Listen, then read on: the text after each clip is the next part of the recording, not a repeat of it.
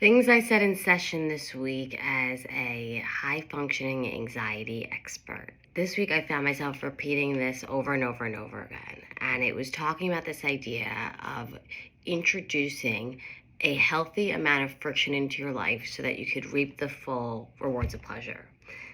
Stay with me. If you seek out too much pleasure, if you basically have like too much of a good thing, it starts to cross over into actually causing you pain. This is why people who abuse drugs, initially it feels really good, and then after time it starts to cause them suffering.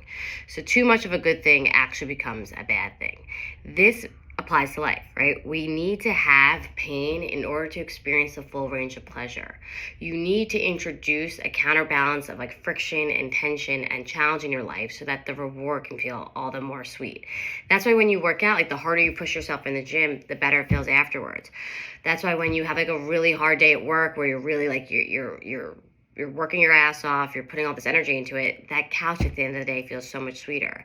It's why people who actually aren't working or aren't motivated or aren't like don't have a sense of purpose actually feel depressed, because you need to introduce an amount of friction and pain. And I don't mean like masochistic pain. I mean like healthy, reasonable pain into your life in order to fully feel the rewards. I think we've become so addicted to seeking out ease and comfort and things that will basically take pain away from us, that we're kind of underestimating how much it's actually leading to our suffering.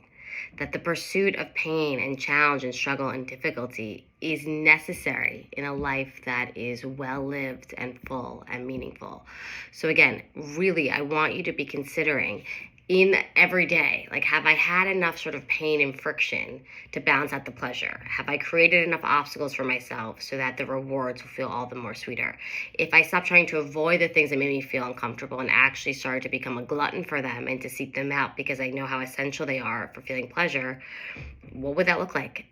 Would my life change? How would it feel? And what would be different if I learned to lean into experiences that cause a healthy amount of discomfort, because I recognize that without them, pleasure just falls flat.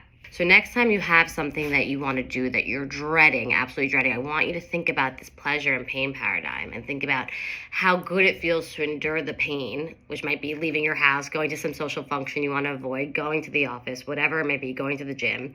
How good it feels to engage in that painful part because of how much better the pleasure part feels afterwards. If this resonated with you and you want to hear more tips on how to overthink less and trust yourself more and design a life that suits your unique hardwiring, share this post or give me a follow.